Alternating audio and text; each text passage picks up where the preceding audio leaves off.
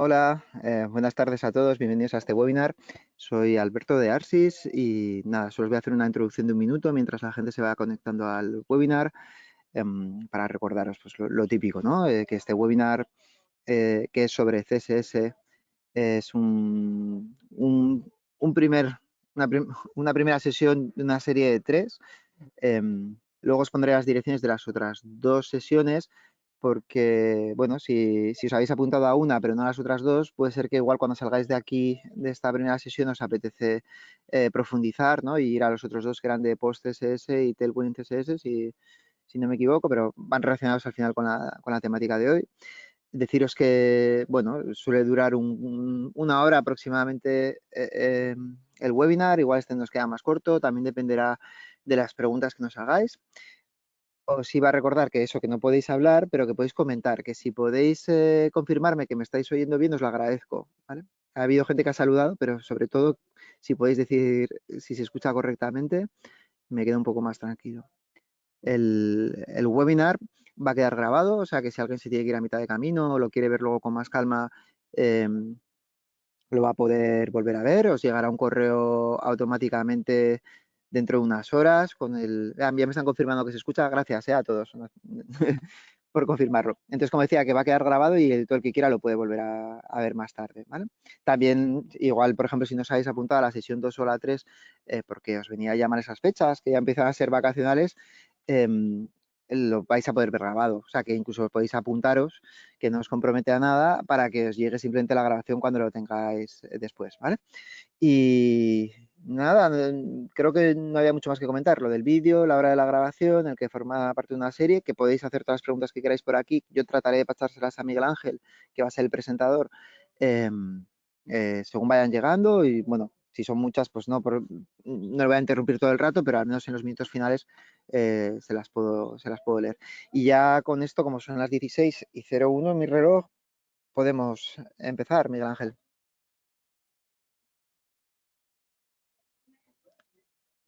Ahora, Estupendo, Alberto. Pues ya estoy por estabas aquí. muteado. Vale, yo me Sí, muteo y me quedo un poco pendiente de las preguntas, ¿vale? estupendo. Pues listo. Vamos con esto a comenzar la sesión. Hola, muy buenas, bienvenidos a Arsis. Estamos comenzando una sesión en la cual vamos a hablar de prácticas y herramientas para trabajar con CSS. Buenas prácticas y herramientas. No me cabía lo de buenas aquí en esta línea. Pero bueno, la idea es esa. Conseguir recuperar una serie de tips y de consejos para poder mejorar lo que serían las técnicas habituales que ya tenemos sobre el lenguaje CSS, que es un lenguaje muy sencillo, pero que a veces pues hay cosillas que no sabemos y que podíamos estar mejorando. Bien, como decía Alberto antes de empezar mi parte, esta es una serie de webinars en los cuales vamos a profundizar también luego en la parte más de herramientas. En esta parte vamos a hablar un poco, pues eso, de las buenas prácticas. Y el índice lo tenéis aquí, el webinar. Primero voy a hablar un poco de la serie de los webinars para presentarlo un poco. La serie esta que empezamos en el día de hoy, luego las buenas prácticas en CSS y al final voy a explicar un poco el ecosistema de las herramientas disponibles en CSS para que un poco sepáis lo que hay y qué es lo que podéis depender, qué diferencias tienen unas herramientas con otras y cuáles son las que, a mi juicio, más deseables a día de hoy en lo que respecta al desarrollo de, sobre todo de sitios web, aunque por supuesto también puedes hacer todo tipo de aplicaciones y el CSS ya sabéis que es un lenguaje transversal para todo lo que sea la web. Entonces voy a explicar rápidamente, a enumerar los webinars que tenéis disponibles en esta serie. En el día de hoy, como digo, CSS, buenas prácticas y herramientas. Luego voy a hablar de Post-CSS, que es una herramienta que si no la conocéis os interesaría mucho conocer porque quizás es de las herramientas que te ofrecen un trabajo con el CSS como más avanzado, más allá de a lo mejor herramientas que ya conocéis como los preprocesadores, de los cuales hablaremos un poquito más adelante, pues PostCSS va un poquito por delante y también te permite trabajar con preprocesadores si lo deseas. O sea que es una herramienta que aglutina como todas las utilidades de CSS que podéis necesitar en un sitio web. Luego también voy a hablar un poco en esa parte del ecosistema, explicaré un poquito mejor qué es PostCSS. Y luego vamos a trabajar o en el webinar el último de esta serie con Tailwind, que es un framework CSS que no es tan conocido a lo mejor como otros, como Bootstrap, pero que se ha posicionado muy fuerte en el último año y que yo creo que trae una serie de mejoras al mundo de los frameworks de CSS que merece la pena por lo menos conocer y quizás, ¿por qué no?, aplicar en algún proyecto futuro que podéis estar trabajando, ya sea que estéis con Bootstrap y os apetezca migrar, o ya sea que no estéis trabajando con un framework, pues es una muy buena alternativa para poder ponerle manos en el código con esa nueva hornada de utilidades CSS.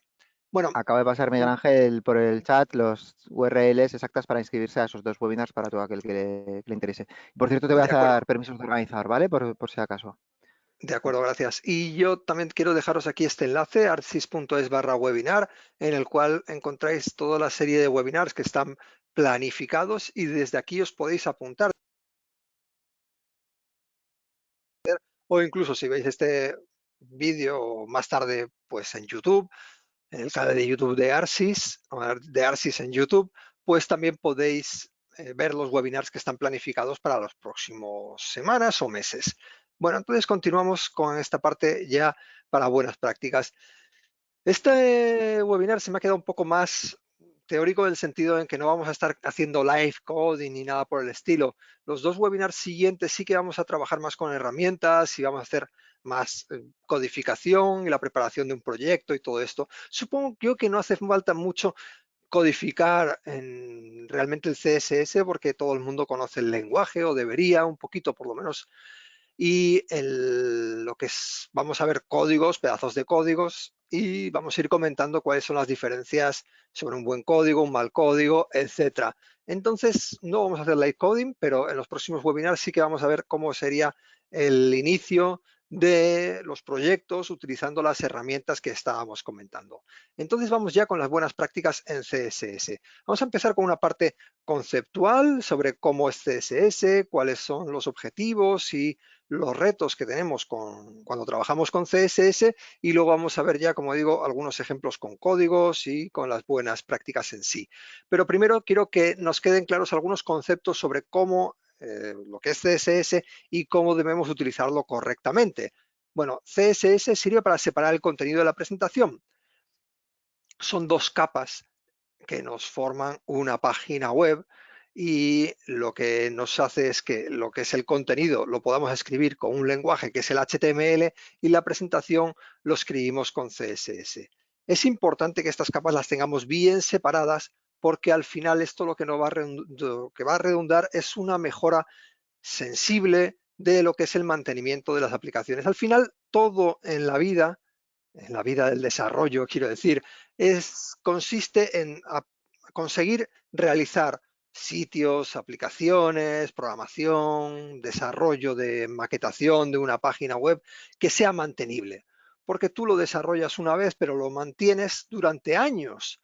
Y si consigues hacer un código mantenible, pues durante años vas a estar disfrutando con tu tarea de desarrollo, ¿no? Si haces un código que no sea mantenible, pues vas a tener que trabajar mucho más a lo largo de muchos años y la experiencia de desarrollo va a ser peor. Entonces, oye, el mantenimiento es importante porque si está todo mezclado, contenido y presentación, cuando quieras cambiar cualquier cosa de la presentación, pues tienes que andar tocando también el contenido o viceversa.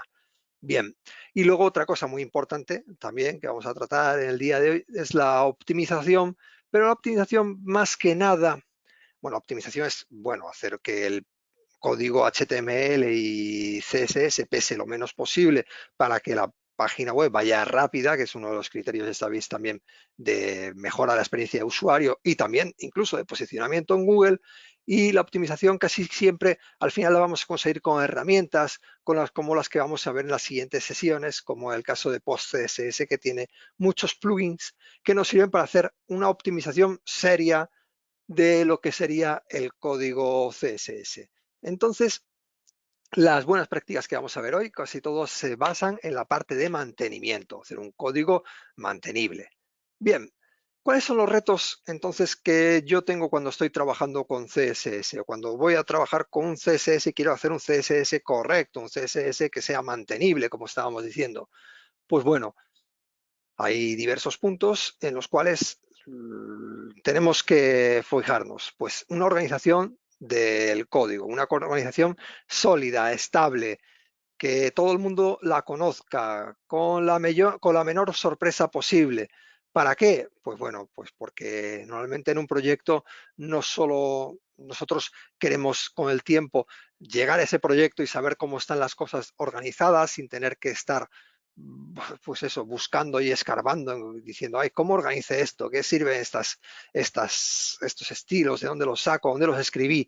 Entonces hay que hacer una buena organización del código para establecer las bases que me permitan más adelante poder hacer el mantenimiento rápido y saber dónde está cada cosa en su sitio. Pero no solo eso, sino también cuando estamos trabajando en equipo, no sé si vosotros trabajáis en equipos, pero bueno, muchos somos freelance y al final no tenemos que hacer tanta esa parte de trabajo en equipo, pero todavía cuando trabajamos en equipo es todavía más importante tener una buena organización, porque si no cada uno va escribiendo cosas en el CSS, ese va creciendo, va creciendo, va creciendo de cualquier manera y al final se colocan códigos redundantes de CSS y cada uno coloca los estilos de una manera, luego no sabe dónde está el estilo que iba a unos componentes, el estilo que iba a otros, etcétera. Bueno, luego la simplicidad, el código debe ser autoexplicativo, sobre todo esto, hacer selectores que permitan entender que se está explicando a dónde estamos aplicando un estilo.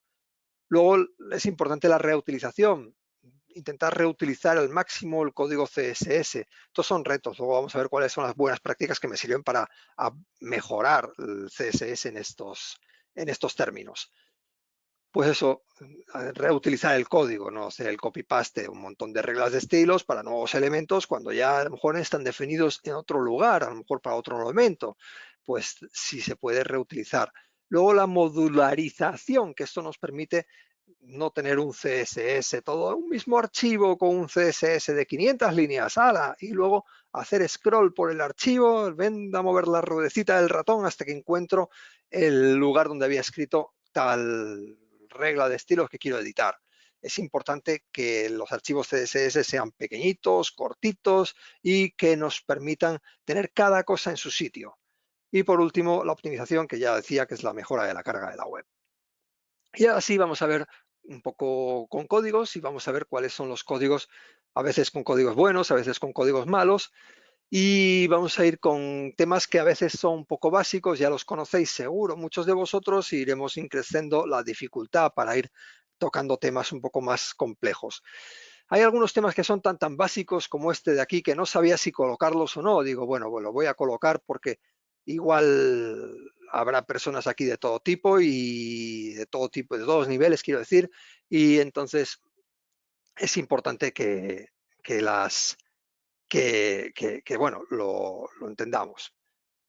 Bien, entonces la primera regla de oro es no utilizar nunca CSS inline. ¿Qué llamamos con CSS inline? Tú puedes colocar el CSS de diversas maneras. La peor manera que puedes utilizar el CSS es directamente embutida con la etiqueta style dentro del elemento al que quieres aplicar un estilo.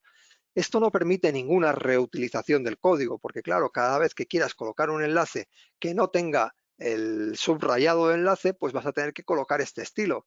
Obviamente esto no es bueno porque estás reutilizando código, estás hinchando tu código HTML, pero sobre todo este es el punto que os decía en el cual estamos mezclando lo que es el contenido con la presentación y eso es lo que revienta todos los objetivos para los que está construido el lenguaje CSS. Entonces, esto es el antipatrón total del trabajo con CSS. Y luego, pues, ¿qué se puede hacer? Pues utilizar una clase para poder decir, vale, cada vez que tenga un enlace que quiera que no tenga subrayado, pues le coloco no underline. Creo una clase CSS y la coloco por aquí y la utilizo para cualquier enlace. Ojo, no digo que esto sea la práctica más normal, probablemente si tienes una barra de navegación y tienes una serie de enlaces, probablemente el estilo se lo colocas dentro de la barra de navegación, ¿de acuerdo? Entonces, o sea, lo puedes utilizar a través de la etiqueta, o sea, de la etiqueta nav o del identificador o de una clase que utilices en esos enlaces de esa barra de navegación. Entonces, esto sería una posibilidad, pero no es la única, quiero decir. Ya que estoy viendo esto de aquí, esto es otra práctica de la cual hablaré más tarde. Este tipo de clase se llama una clase de utilidad. Y las clases de utilidad me sirven para, hay veces que tenemos clases que nos sirven para definir componentes. Por ejemplo, esto es un componente de tarjeta, entonces hace que una división se comporte como una tarjeta, con un borde, con un sombreado quizás, entonces, bueno, te hace que un componente se muestre de una manera determinada. Pero tienes clases que son, pues, que no sirven para definir componentes, sino que sirven para definir el estilo concreto de un componente en sí.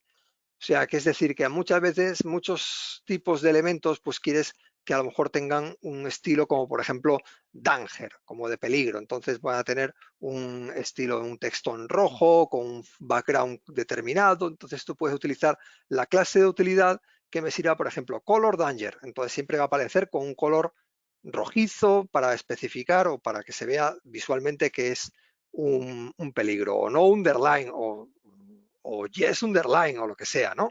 Entonces, ese tipo de clases de utilidad luego los voy a mencionar cuando hablemos de las herramientas como por ejemplo Tailwind, que está en un framework basado en clases de utilidad. Bien, otra de las cosas que podemos, de buenas prácticas, es usar clases en lugar de identificadores. ¿Qué son las clases de CSS? Todo el mundo lo sabéis, son lo que colocamos aquí en el atributo class, y yo le puedo indicar aquí una clase que es simplemente un estilo que voy a aplicar dentro de este enlace. Dentro del código CSS, pues está la clase, etcétera, etcétera. Bien, nosotros podemos aplicar los estilos tanto sobre clases como identificadores, sobre etiquetas o sobre diversos elementos. Lo que es interesante para CSS es intentar no utilizar los identificadores. Los identificadores, ¿por qué no se deben utilizar? Porque un elemento de la página, solo un elemento de la página puede tener un identificador. Entonces, si yo defino un estilo que es sobre un identificador, lo que ocurre es que ese estilo solo podrá ser utilizado sobre un elemento de la página. Entonces no me permite la reutilización que me permiten las clases. Entonces, si yo defino un enlace o una barra de navegación y el estilo se lo coloco a un identificador MyNav, por ejemplo, pues lo que pasa es que si yo más adelante en un footer quiero utilizar ese mismo estilo para otro navegador que vaya en el footer, pues no voy a poder porque solo debería tener un identificador, o sea, un mismo ID, un elemento por página. Entonces, la clase me permite reutilización, el identificador, pues no. Entonces, hay que evitar ese tipo de selectores para aplicar estilos. Luego, cosas también muy básicas, lo habréis oído muchas veces, trabajar con unidades relativas. Cuando estamos trabajando con CSS existen unidades relativas y unidades absolutas. ¿Cuáles son las relativas? Pues, por ejemplo, el rem, el em, y son unidades que son preferibles sobre las unidades absolutas. ¿Cuáles son las absolutas? Por ejemplo, pt, px, etcétera. Entonces, ¿por qué es importante utilizar unidades relativas en los diseños? Sobre todo por un tema de accesibilidad. Daros cuenta que no todo el mundo trabaja con el mismo tipo de, bueno, las mismas pantallas, los mismos tamaños de fuentes, etcétera. Entonces, si tú defines los tamaños en píxeles, ese tamaño es absoluto, siempre va a ser un número de píxeles. Los píxeles en pantalla que va a tener el tamaño de la fuente. Pero si yo lo defino como unidades relativas, yo consigo que estas unidades sean relativas a el tamaño global de la fuente que hemos definido de manera global en el documento HTML. Entonces hace que si alguien necesita, por lo que sea, aumentar el zoom de una página, pues me permita también no solo aumentar a lo mejor los tamaños de las cajas, sino también aumentar los tamaños de las letras que van dentro de las cajas y mejora la accesibilidad. Pero también, pues ya sabéis que ahora vivimos en un mundo en el cual hay dispositivos con diversos tipos de pantallas, pues también a la hora de trabajar lo que es el responsive, lo que son las distintas dimensiones de las pantallas, pues lo que es, las páginas se van a adaptar mejor, ¿de acuerdo? Con unidades relativas.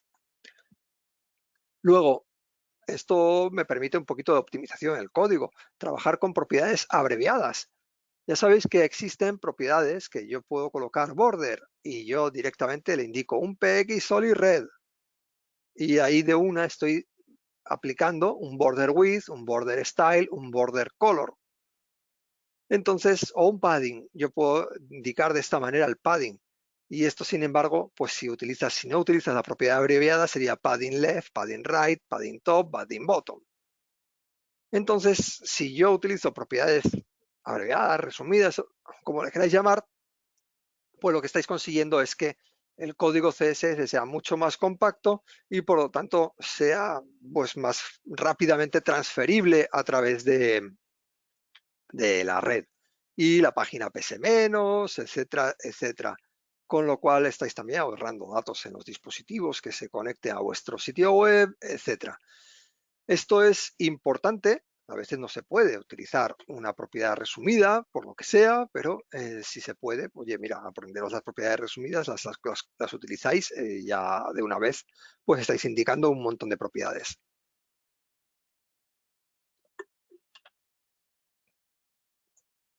Bueno, evitar el código redundante. Fijaros este código de aquí. Tengo un button danger y un button primary. Si os fijáis, el button danger tiene el mismo padding que el button primary. El radius y el radius, el font weight y el font weight. ¿Esto está bien? Pues hombre, no está bien porque estamos colocando un montón de código para clases que realmente son prácticamente iguales. Básicamente el button danger lo único que más cambia es el background color y aquí el background color ha cambiado el button primary. Entonces, este tipo de códigos nosotros los podemos resumir muy bien si utilizamos, por ejemplo, dos clases. Aquí estamos eliminando la redundancia en el sentido en que, bien, vamos a tener una clase button que nos va a especificar todos los estilos de la clase button, los estilos comunes a todos los botones, y luego vamos a tener una clase button danger que ya hace la modificación de un botón para que se aplique pues el color específico que necesitáis en un botón. Aquí también tenemos la clase button primary que tiene este estilo. Así, vosotros podéis tener un código pues podéis aplicarle, ¿por qué no?, a un elemento dos clases. Entonces le aplicáis la clase button y la clase button danger, que lo que hace es especializar el botón normal que ya teníais definido. Bien, y esta es la manera que, bueno, si trabajáis con frameworks de CSS, pues ellos han organizado el código. Muchas de las cosas que digo yo también las puedes aprender en el uso de la lectura de frameworks y cosas que estáis utilizando el día a día o por el propio uso, pues vais asimilándolas, ¿no? Entonces, este tipo de sistemas, pues son mucho mejores porque te permiten eliminar la redundancia. También podríamos haber creado un botón primary, que tiene un color de fondo predeterminado, y luego el botón danger pues sobrescribiría solo la propiedad que sea necesaria. Por la cascada de CSS, los estilos que van más tarde sobrescriben a los que están antes, o sea, machacan los estilos que están antes. Entonces, si tenemos una clase button y luego estáis aplicando botón danger, pues un hipotético estilo que estuviese aquí de color de fondo para el botón, digamos, estándar, pues sería sobrescrito por la clase button danger. Bien, sobre todo eso, eliminar la redundancia en este punto sería básicamente lo que tenéis que saber. Luego, este punto ya empieza a ser un poco más interesante. Entender el funcionamiento de la CSS es importante para poder, pues bueno, desarrollar con más calidad nuestro código, ¿no? Y evitar caer en malas prácticas como por ejemplo el important. Supongo que muchos de vosotros lo habéis oído alguna vez, que realmente es poco deseable utilizar la directiva important en un código. ¿Sabéis por qué? Supongo que sí, ¿no? Porque si yo empiezo a colocar important, important, important, important, cuando yo lo utilizo 3, 4, 10 veces, pues ya he perdido todo el... O sea, si todo mi código CSS tiene importance, ¿para qué me sirve entonces el important? ¿No? Es como... Bueno, y lo explico, pararme si alguna pregunta de algún tema de estos que a lo mejor yo considero básicos, pues alguien no lo conoce. Dice, ¿para qué sirve el important? Pues bueno, lo que hace es que un estilo prevalezca sobre cualquier otro estilo que esté en una declaración de estilos. Incluso prevalezca antes que otras reglas como la de la cascada, que también, si no la conocéis, la puedo explicar con detalle. Pero básicamente, entonces si todo es importante, entonces ¿para qué te sirve hacer algo importante? Entonces ya estás perdiendo completamente el valor del important. Entonces el important debe ser aplicado solo y única y exclusivamente como un último recurso. Bien, solo cuando realmente quieras sí o sí que un estilo prevalezca sobre otros estilos, estén escritos donde estén escritos, tengan la especificidad que tengan, etcétera. Y entonces, ¿cuáles son las reglas de prevalencia o de fuerza, no sé, del CSS? Bueno, la primera, y esto es básicamente algo que tenemos que entender para poder realizar un uso correcto del CSS, es que lo que más pesa dentro de unas declaraciones de estilo CSS es aquellas reglas que tú has marcado como important. ¿De acuerdo? Bien, una vez que cualquier regla que tú marcas como important pesa más que cualquier otra regla que está escrita sin el important. ¿De acuerdo? Luego, en un segundo estadio tenemos la especificidad. Y esto yo creo que merece una explicación porque seguramente yo bueno, este concepto de la especificidad, aunque tiene muchos años, yo no lo conocí hasta hace pocos años. Quiero decir que si yo, no sé, 20 años trabajando con CSS, a lo mejor me pasé, pero vamos, pues probablemente desde que empezó el CSS ya llevo trabajando con CSS. Entonces, pero la especificidad la conocí hace poco tiempo relativamente con todo lo que todo el tiempo que ha pasado. Y yo creo que eso sí que lo voy a explicar ahora en concreto. Pues, y luego está el tema de la cascada, que ya sabéis que si yo tengo un código CSS escrito debajo de otro código CSS, el que pesa más, el que tiene más valor, el que prevalece, es el que está escrito por último. De modo que si yo tengo un código CSS, esto es muy sencillo, pero tengo un color green sobre los elementos LI y un color red sobre los elementos LI, como por último especifiqué red, lo que hace es que red machaca la declaración de green. Bien, y esto es muy importante para el tema de poder aplicar estilos correctamente. Habréis oído alguna vez que algo que se hace generalmente al empezar a trabajar con cualquier proyecto es utilizar un reset o un normalize. No sé si estos conceptos no los he traído, pero hay dos, digamos, cualquier proyecto, el start de un proyecto, tienes el reset o el normalize. Bien, estos dos elementos lo que te permiten son definir unos estilos básicos a cualquier elemento de la página. Bien, ¿cuáles son las diferencias? Leeros por aquí si queréis echarle un vistazo. Entonces, las diferencias entre el reset o el normalize es que reset lo que hace es que borra los estilos de todas las etiquetas. ¿Ves? O sea, pilla todas las etiquetas, esto es un reset muy sencillo, los hay más complejos, y les aplica un margin cero, un padding cero, tal. Entonces, esto lo que hace es que todo lo que es el código CSS por defecto que ya entiende el navegador, todas las reglas de estilo que él ya aplica, directamente se las carga para empezar de cero. ¿Esto es bueno o malo? Bueno, a mí no me gusta tanto porque digamos que ya hay una serie de reglas de estilos, por ejemplo, los header ya tienen una serie de tamaños de textos o ya los LI pues tienen unos márgenes. Yo qué sé, hay muchas cosas que realmente ya están ahí en el CSS que tú te puedes apoyar en ellas y no tener ningún problema en estar utilizándolas, ¿no? Entonces, esto, digamos que ya te dan trabajo de casa ya realizado y tú aquí lo que estás haciendo es, bueno, pues me cargo todo ese trabajo que el navegador ya me da, como me regala, ¿no?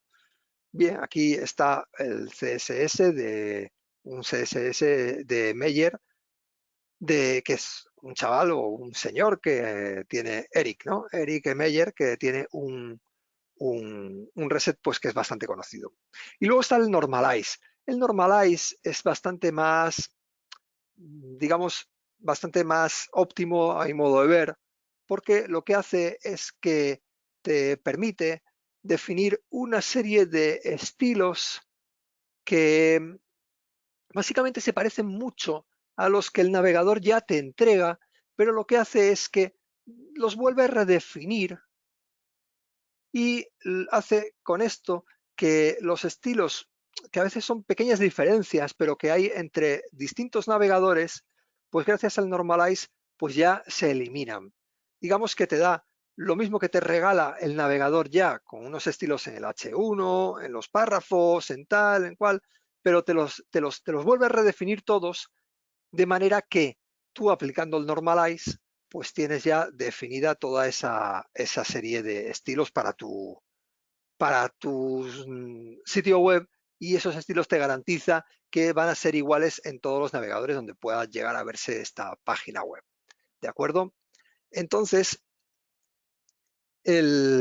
por eso digo que en la cascada, volviendo al tema de la cascada, generalmente el reset y el normalize se colocan al principio del todo.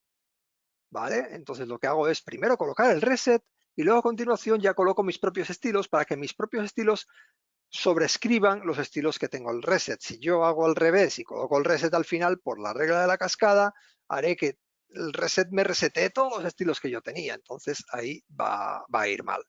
Bien, entonces nada, simplemente la regla de la cascada. Esta es muy básica y la tenéis que conocer todos, supongo, porque bueno, es lo primero que se aprende uno cuando está trabajando con CSS. Bueno, entonces luego tenemos la especificidad como segundo punto de prevalencia. Entre medio del important y la regla de la cascada está la especificidad. Bien, ¿y qué es esta regla de CSS? Indica el grado de importancia que tiene un selector con respecto a otro, el grado de importancia relativa a un selector, porque un selector no tiene el mismo peso que otro. Pues no lo tiene. Aunque yo tenga un selector como por ejemplo elem y un selector como li y los dos definan colores distintos, pues un selector aplicado sobre una clase no tiene la misma prevalencia que un selector aplicado sobre una etiqueta. ¿Vale? Tenemos este código HTML de aquí, ¿de acuerdo? En el cual tenéis una lista y dentro de la lista tengo elementos que tienen la clase elem y tiene elementos que no la tiene esa clase elem. ¿De acuerdo? Entonces, ¿cuál es la regla que prevalece sobre estos dos selectores distintos? Bueno, si no estuviésemos pensando en selectores, ¿de acuerdo? Si no estuviésemos pensando en selectores, lo que tenemos es que como punto .elem está por encima, se define antes que el LI, querría decir que todos los elementos, si solo pensásemos en la regla de la cascada, sería que todos los elementos de la lista se verían en color verde, ¿no? La regla de la cascada. Pero sin embargo, los selectores, como digo, no tienen la misma prevalencia o sea, su especificidad es distinta y la especificidad de un elemento de clase es superior a la de un elemento de etiqueta. Ahora vamos a ver un poco más el detalle. Ahora sobre estos otros selectores nos pasa un poco lo mismo. Yo tengo un selector de identificador con un selector de clase y en la lista tengo un elemento que tiene el identificador y tiene la clase. ¿Cuál es el que gana desde vuestro punto de vista? Bueno, si fuese la regla de la cascada, repito, todos los elementos tendrían o este elemento último tendría el color azul, pero la especificidad de un elemento de identificador es mayor que la de un elemento de clase. Bien, entonces la especificidad de los elementos, bueno, hay varios tipos de selectores. De acuerdo, ahora consultar un poco, ya comentado esto, la especificidad, lo que es interesante es que, bueno, busquéis algún articulillo que lo expliquen con mayor detalle y veis que, bueno, dentro de los distintos selectores, pues hay distintas especificidades. Ahora, de todas formas, vamos a ver alguna herramienta para que lo podáis ver más visualmente.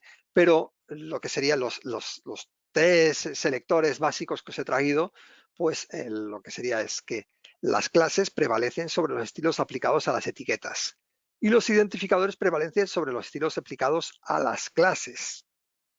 ¿De acuerdo? Entonces la especificidad de estos tres selectores sería la más baja, etiquetas, luego vendrían las clases y por último los identificadores. Y esto quiere decir que vosotros podéis con vuestro código darle estilos simplemente utilizando selectores que tengan mayor especificidad sin llegar a necesitar trabajar con las reglas important y dejar important solo para el último recurso. Entonces, ¿cómo puedo calcular la especificidad de cualquier selector, incluso los selectores más complejos? Bueno, pues la regla sería la siguiente. Otorgamos 100 si tenemos un selector de identificador. Otorgamos 10 si tengo un selector de clase y otorgamos un punto para los selectores de etiquetas. Bien, para ver esto de manera más visual tenemos este recurso de aquí. En este recurso podemos probar selectores y ver cuál es la especificidad de esos selectores, ¿de acuerdo? Entonces aquí vamos a empezar con selectores un poco más sencillos. Si yo le pongo aquí un punto foo, bien, pues esto es un selector de clase y por tanto tiene 1 de especificidad, ¿de acuerdo? La especificidad sería 10, porque le estamos otorgando 10 para la clase, ¿de acuerdo? Quizás si lo pusiesen esto en la horizontal, quizás se vería mejor. Pero bueno, es 10 la especificidad. Si yo tengo la etiqueta, o el selector, por ejemplo, h1.foo, entonces ya la especificidad es 11, porque yo estoy dándole 10 por la clase y 1 por la etiqueta. Bien, si yo tengo foo y luego aquí un selector, pues ya la especificidad es de 111, ¿de acuerdo? Y dentro de ese selector, pues podría tener otra clase, pues ahora es 121, ¿de acuerdo? Luego tenemos que los selectores de atributo y los selectores de pseudoclases tienen la misma especificidad que los selectores de clases. Entonces, en este caso, estaríamos ganando por los elementos, o sea, las etiquetas, estaríamos ganando 1 de especificidad por aquí. Estaríamos ganando 1 de especificidad porque estamos aquí utilizando otra etiqueta. Y estaríamos, como estoy utilizando aquí el pseudo elemento, es el before. A veces me lío con pseudoclases y pseudo elementos. Tengo que, vale, sí, efectivamente el before es el pseudo elemento y por el punto before, o sea, el 2 puntos before, estamos ganando otra especificidad, otra unidad. Y luego por lo que es el 2 puntos hover, que es un pseudo clase, pues entonces estamos ganando una especificidad. Si esto en vez de nav, pues fuese guión nav, o sea, perdona, almohadilla nav, pues ya sería un 1000, o sea, perdona, 100 por el selector de especificidad de identificador, y 1 por el de pseudo clase, y 2 por lo que sería la etiqueta y el pseudo elemento. Bien, entonces podéis jugar aquí y buscar un poco la especificidad. ¿Qué más hay sobre especificidad que comentar? Pues bueno, está también la regla del style. Todo lo que tengas dentro de la etiqueta style, perdón, de la etiqueta HTML con el atributo style, tiene una especificidad de 1000. Entonces todo lo que tengas dentro de los atributos style prevalece sobre las clases, prevalece sobre las etiquetas, sobre los identificadores, etc. Entonces, de esta manera, vosotros podéis simplemente conseguir selectores todo lo complejos que necesitéis para conseguir que, aunque estés colocando código CSS que está por delante o por detrás en la cascada sobre otros selectores, que muchas veces no podemos decidir fácilmente el lugar donde van a estar el código CSS dentro de lo que es el CSS global, pues sí que podéis definir esa especificidad sin llegar a utilizar el important. ¿De acuerdo? Muy bien, vamos a continuar hablando del uso de selectores complejos, porque realmente hemos visto que la especificidad, al final podemos llegar a crear selectores muy complejos que vayan pues colocando muchos tipos de selectores que se vayan encadenando para conseguir llegar a un elemento muy profundo dentro del árbol DOM, del árbol de etiquetas de la página, para pues aplicarle estilo con una mayor especificidad. Pero bueno, ojo, esto también tiene hasta un cierto límite. No tenemos que hacer selectores muy complejos. Primer punto, porque si utilizas selectores muy complejos, estamos perdiendo la posibilidad de reutilizar el código las reglas de estilo que estás colocando, porque claro, en el momento en que estás definiendo pues un spam que está dentro de un enlace, que está dentro de una barra de navegación, que está dentro del header, pues ya ese estilo que estás colocando dentro de ese elemento, pues es que ya realmente no va a haber otra posibilidad de que lo reutilices. Al final es casi como utilizar un estilo o un identificador. Entonces eso nos anula lo que es la reutilización del código de las reglas de estilo que estemos definiendo, ¿no? Pero ojo, porque al estar colocando selectores muchas veces estamos también haciendo trabajar demasiado a nuestro intérprete, al navegador, a la hora de analizar el código CSS y saber cómo lo tiene que interpretar para poder pintar la página, ¿no? Y entonces simplemente aquí comentar que los navegadores tratan de saber qué estilo deben aplicar a cada etiqueta y analizan los selectores de izquierda a derecha, el dato es ese. Entonces, ¿qué hace este selector de aquí? Vale, perdona, de derecha a izquierda, lo dije mal. Entonces lo que hace es primero buscar todas las etiquetas spam. Bueno, no lo hace así, ¿vale? De acuerdo. Entonces él va analizando las etiquetas y se va diciendo, vale, tengo una etiqueta spam. ¿Cuáles son los estilos que yo tengo? Entonces todos los estilos todos los selectores que acaben con spam son, digamos, son susceptibles de aplicar a cualquiera de los spam de la página. Y tu spam, pues puedes utilizar 10.000 veces en un documento HTML. Entonces lo que hace un selector de esta manera, que al final tenga una etiqueta, hace que este selector va a intentar hacer un match con todos los spam que haya en la página. O sea, cada vez que encuentre el navegador un spam dentro del documento HTML, va a decir, vale, aquí hay un selector que acaba en spam, entonces puede que yo se lo tenga que aplicar a mi spam. Y luego dice, que es un spam dentro de un elemento con clase alert. Pues ya sí o no. y luego al final, no, pero es que es un selector que está dentro de un menú, ¿vale? Entonces dices, ostras, que, hay que pensarlo, porque al final este estilo hace que el navegador intente ver todos los spam, va a intentar hacer un match con este selector de aquí. Entonces, lo que es la cantidad de procesamiento va a aumentar.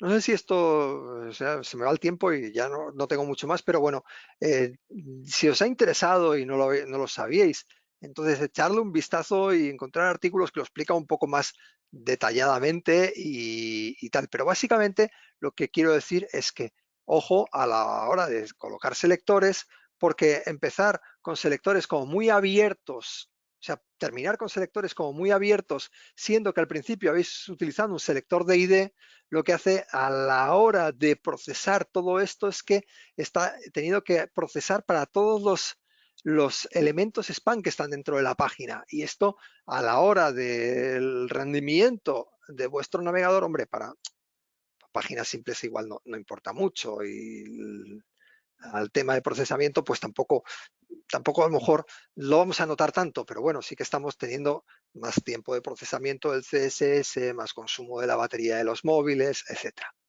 Bien, y por último, o ya en lo que son las buenas prácticas, os quiero recomendar que le echéis un vistazo si no las conocéis y que las comencéis a usar si no estáis con ellas, o por lo menos evaluéis la posibilidad de utilizar metodologías existentes dentro del CSS.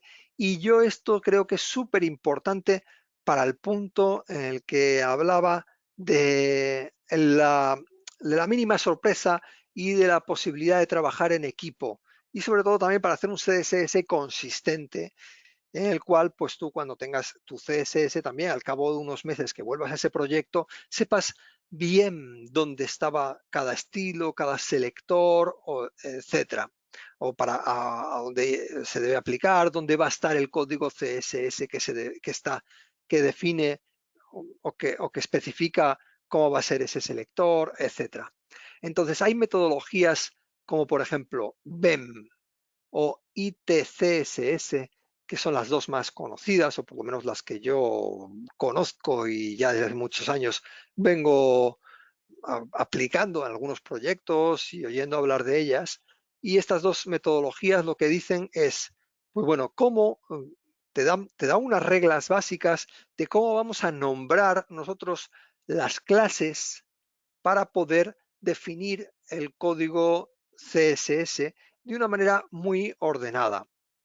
Y esto nos permite que no vas colocando código CSS a lo loco, creando clases con nombres aleatorios que te inventas en el momento y que luego ya no te acuerdas de ellos, sino que todo va a ser muy, muy, muy, muy, a veces es un poco verboso, un poco demasiado textual, ¿no? Porque salen clases con nombres un poco largos, pero lo que hace es que, bueno, al final tú lees la clase y sabes muy bien para qué sirve esa clase, dónde está el código CSS que te va a especificar esa clase y todo es muy, muy rápido.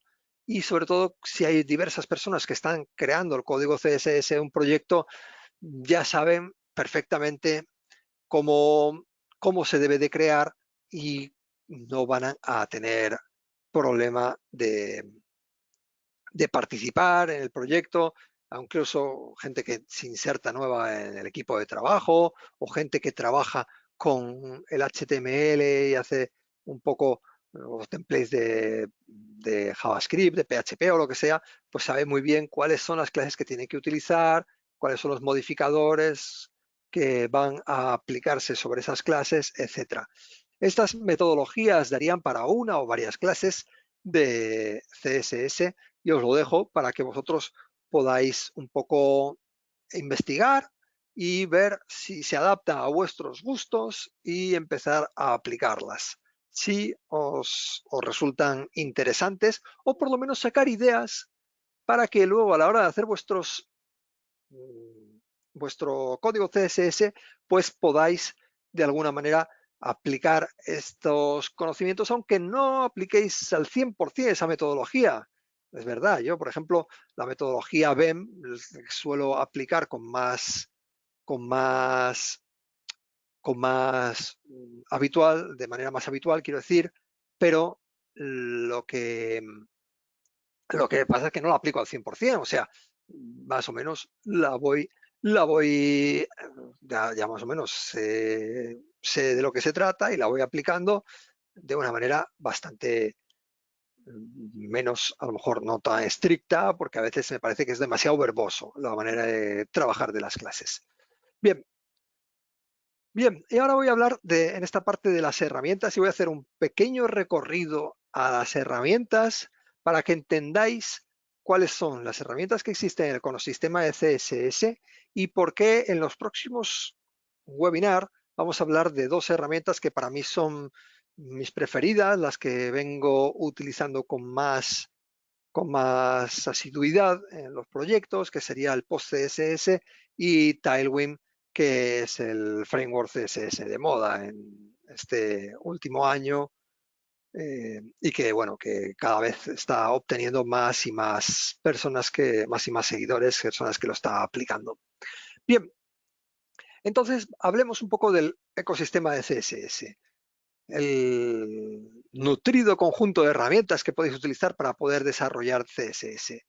Que bueno, te van a mejorar la productividad, va a permitir trabajar con CSS de manera modular, con archivos separados, no todo el CSS, como decía, el mismo código antes, te van a mejorar la consistencia del código y la optimización. Bien, entonces, como primero, atención, esto también una cosa importante, y que muchos desarrolladores cuando están trabajando con CSS directamente van y dicen, yo voy a utilizar Bootstrap. Intento utilizar Bootstrap simplemente pues porque sé que me quita trabajo. Pero muchas veces al final utilizan Bootstrap, pero tienen lagunas a la hora de trabajar con CSS y no entienden muy bien el lenguaje. Al final, lo que en principio es una ayuda, al final se ve, o sea, empieza a no ser tal ayuda porque te empieza a ralentizar y hacer que cualquier código a la hora de estás trabajando con el framework, a la hora de personalizarlo, a la hora de aplicar tus propios estilos, empiezas a tener problemas y empiezas a lo que yo le digo luchar contra el framework. Entonces, hace falta un conocimiento sólido del CSS, no podemos lanzarnos a cualquiera de estas herramientas sin antes conocer de manera muy detallada el CSS. Hay que estudiar primero los lenguajes y luego aplicar los frameworks. Bien, ya sobre frameworks hay, atención, bueno, esto también es otro pues consejo, que sí que es verdad que nos ayudan a evitar tener que escribir mucho código CSS. Nos aportan componentes, clases de utilidad que se pueden utilizar en infinidad de proyectos, pero ojo, no son siempre la solución. Muchas veces a lo largo de los años tú te vas creando tu propio framework, en el sentido en que, bueno, vas teniendo tus propios estilos, tus propias reglas, tus propios sistemas de diseño, quiero decir, que los eres capaz de aplicar de una manera consistente a lo largo de los proyectos y que muy probablemente, pues muchas personas que son profesionales del CSS a lo largo de los años, pues ya directamente tienen sus propios sistemas en los cuales no necesitan utilizar un Bootstrap o necesitan utilizar muchos de estos frameworks, porque directamente son mucho más rápidos aplicando su propio código y no solo eso, consiguen una optimización mucho mayor, porque el mayor peligro de aplicar un Bootstrap, aplicar un Materialize o cualquiera de estos frameworks es que al final estás aplicando mucho código CSS del cual tú estás utilizando un 10% como mucho del código que te aporta el framework y al final estás aplicando a lo mejor, o sea, o insertando 200, 300K de código CSS cuando tú realmente con 30 o 50K lo habrías resuelto perfectamente. Y no solo el código del framework, sino todo el código de personalización que tú le pones encima del framework, ya son otros 100K o 200K con selectores súper raros para intentar vencer la especificidad de los selectores que te aporta el framework. Y entonces yo digo que al final dificulta el framework, dificulta la personalización, quedan proyectos que se parecen muchos unos a otros y cuando yo quiero aplicar personalización acabo haciendo ese aspecto de luchar contra el framework que me dificulta mucho y me da una experiencia de desarrollo poco atractiva. Dentro de los frameworks de CSS están los frameworks basados en componentes y los frameworks basados en clases de utilidad. Los frameworks basados en componentes son los que te dan pues, menús, tarjetas, botones, navegadores y muchas componentes que tú puedes reutilizar de una manera muy sencilla. El más famoso es Bootstrap, luego está Materialize, Foundation, Bulma, son otros tipos de frameworks basados en componentes. Pero últimamente están muy de moda los frameworks basados en clases de utilidad, que no te aportan componentes y tú puedes decir, no me dan botones, entonces pues, los tengo que crear. Sí, los tienes que crear. No me dan una barra de navegación, no me dan las tarjetas, no me dan iconos, no me dan... Pues sí, los tienes que crear. Pero entonces, ¿qué gano yo con clases de utilidad? Bueno, ganas, primer punto, personalización de los trabajos.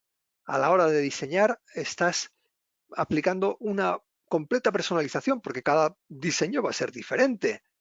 Y luego ganas una experiencia de desarrollo mucho más óptima a la hora de trabajar con estos frameworks de utilidad. Y ganas muchas ventajas. Fijaros, esta es la manera de trabajar con clases de utilidad. Yo, cada una de las clases que quiero hacer, de cada uno de los pequeños estilos que quiero aplicar, los estoy aplicando aquí con pequeñas clases que hacen pequeños tipos de estilos y que me permiten trabajar con responsive y me permiten trabajar con muchos elementos de lo que estoy diseñando, pero directamente en el código HTML dices, uy, pues qué guarrada, estás haciendo un código HTML asqueroso. Sí, pero bueno, al final date cuenta que tú normalmente estás trabajando con sistemas de templates basados en un framework backend o estás trabajando con sistemas de templates basados en componentes frontend como los tienes en React, en Vue. Entonces este código realmente no vas a tener que copiar y pegar directamente, sino que, vaya, básicamente vas a definir tu componente de un componente de contacto de una persona y lo vas a reutilizar todas las veces sin necesidad de hacer un copiado y pegado. O sea, ese código no va a estar copiado y pegado en muchos sitios. Entonces, ya cuando llegue el webinar de Tailwind, voy a explicar mejor, con más detalle, cuáles son las ventajas de los frameworks basados en clases de utilidad y por qué, si no los conocéis, sería una buena idea que les prestaseis un poquito de atención porque mejora mucho la experiencia de desarrollo. Aquí en la página de Tailwind, si ya no queréis esperar y estáis un poco ansiosos, pues explican bastantes ejemplos de cómo trabajar con distintos componentes, también con responsive y tal y cual, cómo hacer distintos tipos de elementos. Bueno, entonces, como tenemos un framework, perdón, un webinar más adelante de Tailwind, lo voy a explicar esto con más detalle más adelante. Entonces, simplemente para dejar sembrar esa semilla en los oyentes de decir, oye, vamos a echarle un vistazo mejor a estos frameworks y que quizás tienen cosas que aportar. Bien, luego sobre el ecosistema tenemos los preprocesadores CSS, que son, pues, digamos que es un software que me permite aplicarle un código CSS con unas nuevas sintaxis que me aportan todavía beneficios encima del propio lenguaje CSS. Así que los preprocesadores me permiten hacer cosas que no me permite el propio lenguaje CSS, pero que me dan mucha productividad y también permiten modularidad, el hecho de tener cada código CSS un archivo aparte y yo luego el preprocesador lo que hace es que los junta todos al final para que en el proyecto tú normalmente al usuario, cuando tú llevas a producción la página web, lo que lleva es esa producción un único archivo CSS donde están todos los estilos de todo el sitio web puestos de manera única, ¿no? Entonces el preprocesador te permite eso, mezclar diversos códigos, permite hacer sintaxis diferentes, como por ejemplo la anidación de selectores, y te aumentan con mucha serie de utilidades, te permite utilizar variables CSS, te permite utilizar funciones dentro del CSS, calcular cosas dentro del CSS y, bueno, aportan muchas mejoras. Sobre todo la mejora más importante es la productividad. Escribes menos a la hora de trabajar con preprocesadores y también, muy importante, la modularidad, porque te permite eso, tener el código dividido en archivos por componentes y cada código o cada archivo CSS tiene muy poquito código. Entonces, si tú mañana quieres saber cambiar el componente de card, vas al archivo del componente de card y tocas lo que tengas que tocar y ya está. Es mucho más rápido. Dentro de los procesadores, el más importante que se ha consolidado de manera innegable como el líder de los preprocesadores está SAS, que es una muy buena alternativa, pero ojo, quizás no sean tan necesarios hoy.